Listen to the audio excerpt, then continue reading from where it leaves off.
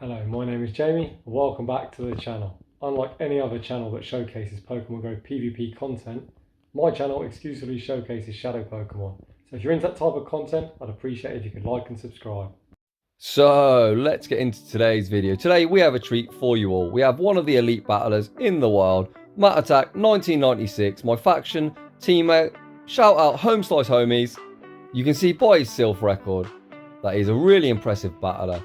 He entered one of the trainer club tournaments and also won that, so his record speaks for itself. When he heard I was looking for submissions, he volunteered to put together a really spicy triple water double Mudboy strategy.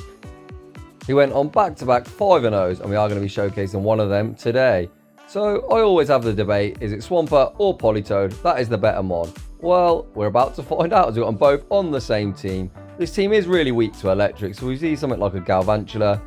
Spoiler alert, we see a Galvantula in this video. It is going to be a challenge to play your way out of it. And in game 1, we pick up the Dream Lead, Walrus into Giratina. You absolutely love to see it. Giratina is less common this season because the Walrus absolutely shits on it. The opponent is staying in, so I wonder if they're going to attempt to catch an Icicle Sphere. Matt overfarms and the opponent still manages to catch.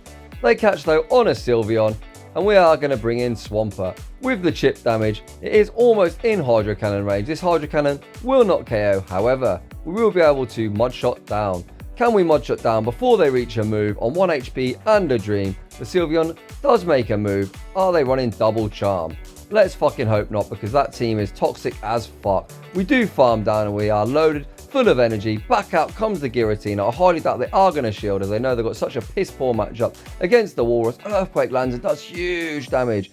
We unfortunately are unable to make the next Hydro Cannon, which would have KO'd, but we can now bring in the Toad. Toad will be able to Mudshot down if the opponent doesn't switch out, but I imagine they are going to bring in the second Charmer if they have one. So Matt is going to build up and look to bait the Blizzard. So we are baiting the Blizzard, we aren't running Blizzard. Let's see if the opponent respects it. They do not, so we chip it with a Weather Ball and we now switch out into the Walrus. This Icicle Sphere will definitely draw a shield. Togekiss does shield the first move. We are going to shield this Ancient Power, I'd imagine, which we do. Get to the second Icicle Sphere with the additional Powder Snow damage. It should put it into a Weather Ball range. So we do fire the second Icicle Sphere. I imagine the opponent is going to try and shield this up, which they do. They now take us out with Charms, but with the additional Powder Snow damage, this Weather Ball should be enough to take them out. Weather Ball lands. Does it KO? Yes, it does, and we're going to Mudshot down this Giratina and take the game. Well, we actually get to a Weather Ball, but either way, this is G to the G, and Triple Shadow beat the very toxic Giratina double charm team. You love to see it. Off to a 1-0 start. So getting into battle number 2. So as I said in the intro, Matt is a really talented battler, and you can see both his opponents are rocking former legend poses. And in this game, we pick up a Dreadful Lead, Walrus into Obstagoon. You don't really want to see a counter user with the Walrus, so we switch out into Politoad. Politoad with Blizzard obviously has a really advantageous matchup. Let's see how the Earthquake variant does. Does the opponent respect the potential Blizzard? They do not. Earthquake lands, and my gosh, it actually does huge damage even without stab. We now reach another Earthquake, so the opponent is going to have to burn a shield if they'd like to maintain alignment. The opponent lets it go, and Politoad even beats Giratina without Blizzard. So back out comes Obstagoon. We reach another Weather Ball. This Politoad is absolutely going off. Weather Ball does a nice bit of chip damage, and now we can realign our Pokemon. So in comes the GOAT Shadow Swampert. Obviously, you don't want to shield up the first move in case they boost. Night/Slash lands. It doesn't do too much damage. And the Obstagoon is now almost in Hydro Cannon range. We don't allow a counter through, which is great timing. Hydro Cannon doesn't draw a shield. They're now deep in the red. Matt is choosing to let this move go through, and I imagine he's going to try and snipe with the Walrus. The opponent is super quick on the swap. They save that Obstagoon for the end game, so you can see these are high level battles. The player anticipated the swap, and now we have Walrus versus Registeel. Earthquake does draw a shield, and Matt is going to have to be fearful of the Zap Cannon.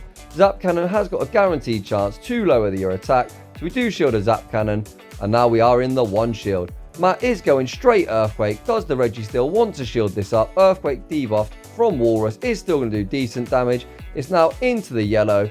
So once again, Matt is going to choose to shield, and I imagine we are going to look to try and reset this debuff at some stage. So you can see he is looking to sack the Swampert. Does our switch timer come up? Yes, it does. The Registeel chooses to burn its energy, and this should be a G to the G. Focus Blast lands, it takes us out. Matt is now over farming heavily. Icicle Sphere is resisted, but this Registeel is now deep in the red. They actually make a catch onto the Obstagoon. However, we are at back-to-back Icicle Spheres. This Walrus is absolutely loaded. The opponent does shield it up. Is this Icicle Sphere going to be enough to take out the big stupid fucking tin can? Icicle Sphere lands, it doesn't KO, and we manage to Powder Snow down. GG's, great battle there, and great play from both players. Even sacking the Obstagoon, you can see just how busted Walrus is. The energy gain is absolutely ridiculous. Moving on into this next battle, we pick up a pretty dream lead. The entire team pisses on Nidoqueen. The opponent is choosing to stay in. They are going to debuff us with a Poison Fang, and I imagine the opponent is going to look to catch. It's actually a CMP tie, so the Nidoqueen is going to be forced to burn their shield, or it will do big damage. It lands, we now switch out into Politoad, and the opponent manages to make a catch on this Weather Ball. What do they catch the Weather Ball on? They catch it on a Cresselia. It's actually on Confusion, so the fast move pressure is a lot more. However, they are a lot slower to charge moves. We are going to be spamming out Weather Balls. Cresselia is an absolute monster. It's taken now 2, and they're still in the green. Cresselia has about 2 million HP, 3 Weather Balls, and they're now into the yellow. The opponent is going to throw their energy here.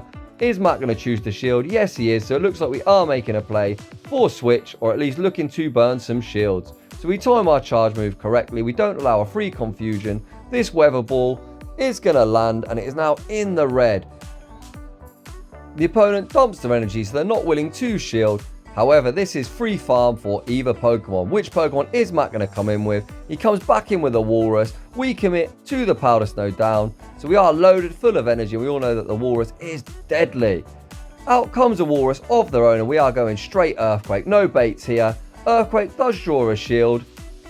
We are going to need to get this Walrus's health a lot lower to give Swampert the best chance of clutching up this game.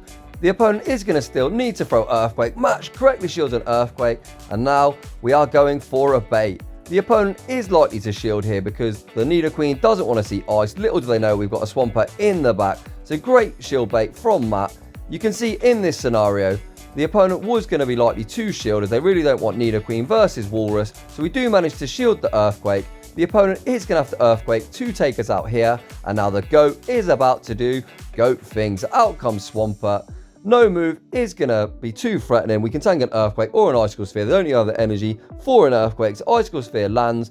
The opponent is looking to bring out the Nidoqueen. They did switch out with a bit of energy. So on the CMP tie, when they were reaching the Earth Power, Matt throws a Hydro Cannon. Hydro Cannon lands, takes out the Nidoqueen.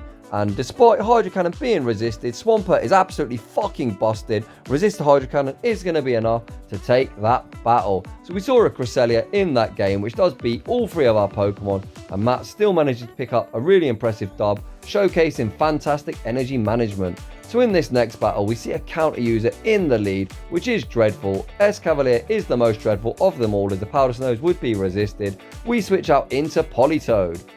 The opponent burns a really early shield, which is a bit puzzling to me, so they must be weak to perhaps Mudboys in the back. So we are going to match shields, and now they make a switch out into Mandibuzz. Mandibuzz isn't really great for Politoad, as Weather Ball doesn't do too much, but let's see if they are going to respect the potential Blizzard bait. So we have the energy for a Blizzard. Are they going to respect it? Weather Ball won't do too much because Mandibuzz has 6 million HP. You can see in the Ultra League, some of these Pokemon are fucking ridiculous. This is why I like to use Shadows, because using these really bulky Pokemon is boring as fuck. So we are going to get taken out probably by this Foul Play / Dark Pulse, whatever dark move they're running. But they actually choose to go for a bait of Aerial Ace, and this is the downside of having bulky Pokemon. Aerial Ace did not KO, so we save the Toad for a sack swap. We now bring back out the Walrus. We get rid of the Mandibuzz. This move will not KO. So they are going to throw a Drill Run. Drill Run will land, and the Walrus will make an Earthquake. Is the opponent willing to burn their final shield? If Earthquake lands, it should get them deep into the red. It does land. The opponent is looking to counter down, and we simultaneously KO. So we've now got Swampert versus whatever is in the back. So out comes Swampert, and it is a Muck in the back.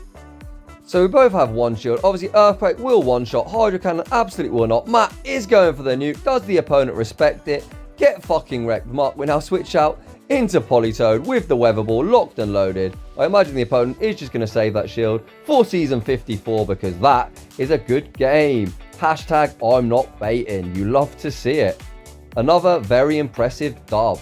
Moving on into the next battle. This will be the final battle of the video, and we see a fucking dreadful lead. Galvantula has got the ability to beat our entire team.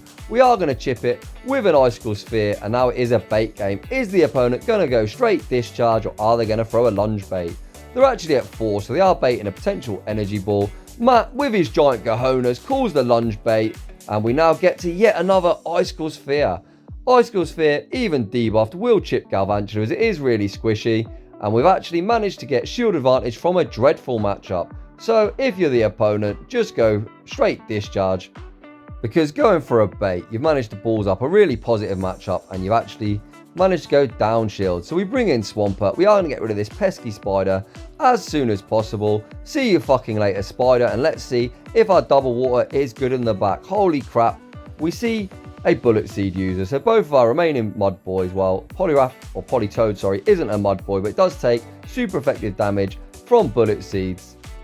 However, Green doesn't get stabbed because it is a normal type and it's really bulky. It's not that threatening. The opponent now switches out into the big fucking tin can. Once again, Matt isn't baiting. I really like his playstyle. Much like myself, we don't like to go for unnecessary baits. Earthquake lands, and at this stage now we can go straight weather ball because we've done that huge chip damage. The Registeel once again does not shield, so Matt is going to choose to shield this up. Registeel takes 6 years to get to charge moves. We now come in with Swampert. Can we mudshot down? We unfortunately can't mudshot down, but we are going to tank any one move. Even a focus blast isn't going to KO, and we now are loaded full of energy.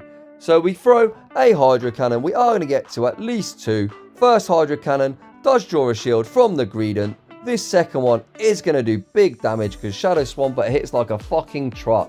We do land the Hydro Cannon, and it's a CMP tie. Best case scenario for us. The opponent does look to undercharge, but as Swampert is double weak to grass, only 2 bullet seeds worth of farm.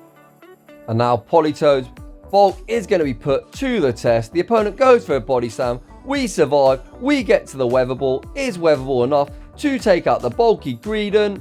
Yes, it fucking is, and that is a good game. GG's and thanks for playing. So in that last battle, we saw a Galvantula, and that thing was absolutely problematic for the entire team. However, the opponent going for an unnecessary bait meant that Matt was able to play his way around that, and we even saw a Greedent, which was something that can beat both our remaining Pokemon. Absolutely fantastic showcase from Matt. So whereas the opponent went for an unnecessary lunge bait, Matt went straight Earthquake. The Registeel didn't respect it, and that managed to flip 2 really poor matchups, and we managed to take that battle. So huge thank you to Matt for this showcase. He put on an absolute clinic. You can see why he's one of the best players in the world. He managed energy really well. Whenever he threw a bait, he always had the energy for the nuke, and he only went for baits when he knew the opponent was likely to shield. So an absolute brilliant showcase all around. So thank you for the submission. If you'd like to submit your battles to the channel, link in the description down below. I'd just like to say thanks for watching, and I will see you all in the next one.